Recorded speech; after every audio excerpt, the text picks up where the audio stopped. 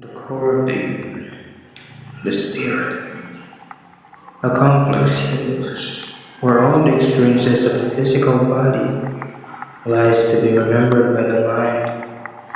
I have yet to understand what it is to be human and what shapes one.